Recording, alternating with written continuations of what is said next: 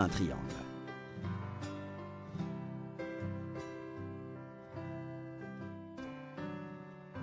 Les longues vibrisses présentes sur le nez et les lèvres permettent au cheval de palper ce qu'il mange ou boit, ou d'éventuels objets placés juste sous son nez et qu'il ne peut voir. Elles sont d'une importance vitale pour lui et ne doivent jamais être coupées. La lèvre inférieure doit bien soutenir la lèvre supérieure et former une ligne droite. Attention aux chevaux dont la lèvre inférieure dépasse la lèvre supérieure. L'animal est peut-être atteint de prognatisme. Néanmoins, un cheval peut tout simplement prendre l'habitude de placer sa lèvre ainsi, sans que ses dents ou sa mâchoire présentent le moindre défaut. Les oreilles varient considérablement d'une race à l'autre. Certaines sont courtes, larges à la base avec une pointe très droite. D'autres sont grandes, étroites à la base et leur pointe semble tourner vers l'intérieur, presque au point de se toucher. En général, on évite les oreilles trop longues à des fins esthétiques, mais cette particularité ne joue pas sur l'ouïe du cheval.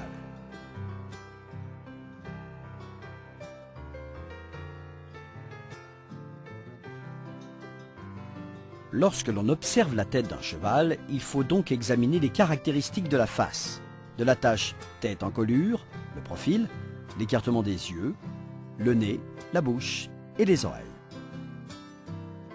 Chacune de ces parties présente des traits particuliers propres à chaque race.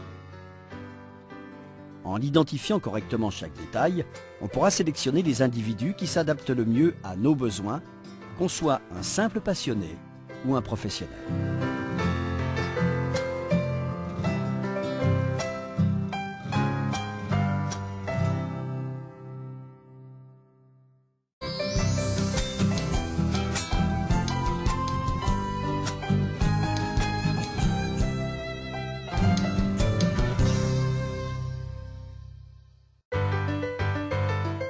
Quand on évoque les origines du poney Welsh, l'histoire semble rejoindre la légende.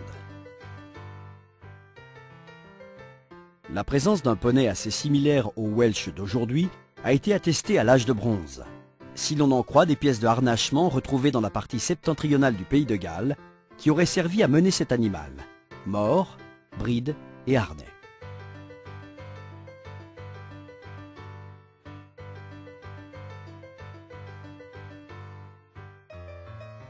Le pays de Galles a une longue tradition de lutte contre son voisin immédiat, la puissante et dominatrice Angleterre, pour défendre son identité culturelle et son attachement au monde celtique. La langue, la culture, les dynasties, l'importance de l'agriculture et de l'élevage comptent parmi les traditions à travers lesquelles cette terre est restée liée à son passé. Malgré l'édit d'Henri VII ordonnant que soit éliminé tout cheval mesurant moins de 1,30 m au garrot, les poneys qui vivaient dans des régions isolées parvinrent à survivre à cette folie destructrice. Au fil des siècles, ces animaux furent employés dans les fermes, dans les mines de charbon et dans les postes. En raison des hivers rudes et de la pauvreté de la végétation, une lignée de poneys incroyablement forts et résistants se développa. Ils étaient aussi d'une intelligence remarquable. La sélection de la race et l'élevage, basés essentiellement sur l'utilité, a permis de développer et d'affiner notablement les caractéristiques de ce petit équidé, connu depuis les temps les plus reculés de l'histoire britannique. Le poney Welsh a la tête plutôt petite, des petites oreilles bien écartées, les naseaux ouverts, des épaules amples, un thorax bien développé et des membres relativement courts mais puissants. Il ne doit pas dépasser 1,37 m pour le Welsh B, 1,22 m pour le Welsh A ou Welsh Mountain.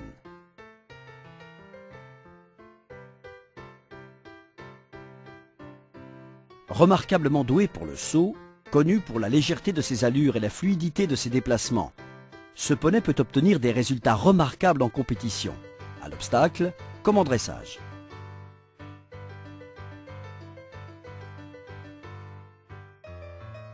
Ses caractéristiques principales sont la robustesse, un caractère agréable, un modèle très harmonieux et une tête particulièrement expressive. Grâce à sa légendaire adaptabilité, il a pu quitter les landes sauvages du pays de Galles pour être exporté dans de nombreuses régions du monde. Le Welsh est un des piliers de l'équitation à poney et fascine les cavaliers dès l'âge tendre.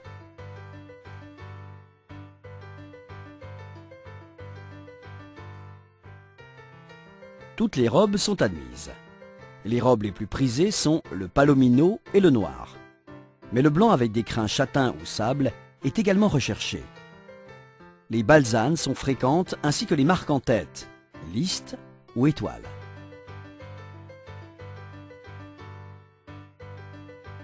Si l'on décide d'acquérir un Welsh, il faut le choisir avec des yeux vifs, une queue attachée haut et portée gaiement, un poil fin, des antérieurs bien droits et des canons courts.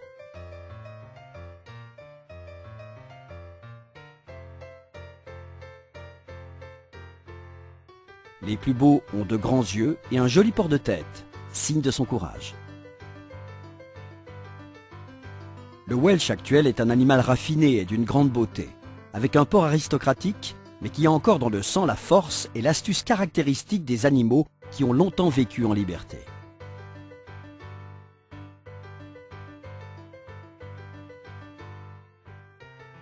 C'est une monture idéale pour l'équitation d'extérieur, fiable, naturellement douée pour le saut et qui n'a pas sa pareille à l'attelage. Le Welsh jouit d'une personnalité amicale et d'un caractère équilibré. Il a du tempérament, mais toujours en douceur et est naturellement docile. Il se soumet facilement à la discipline et respecte ceux qui le dirigent, jeunes ou moins jeunes, s'il est respecté lui aussi. Les poneys Welsh ont joué un rôle très important pour le développement de leur région d'origine. Ils sont inscrits dans la tradition et le cœur de ces terres, et surtout de leurs habitants.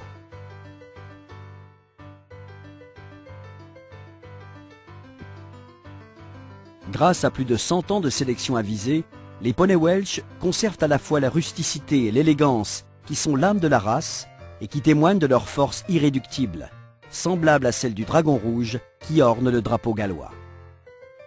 La pureté de la race a été établie par les éleveurs de tout le Royaume-Uni et le Studbook remonte à l'année 1901.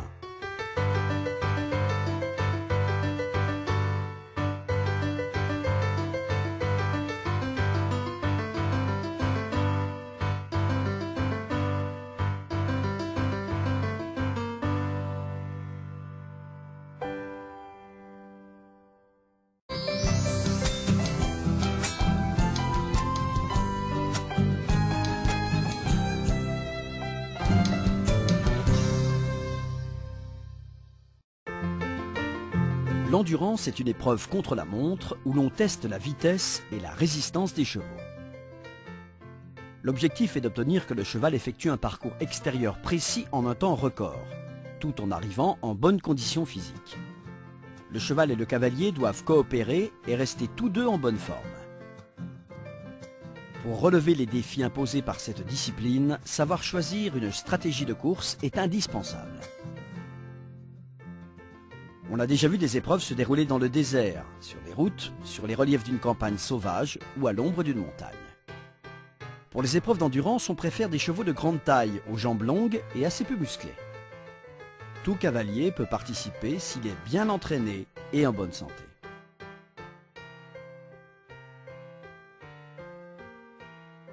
Il existe deux catégories qu'on distingue en fonction de la distance à parcourir.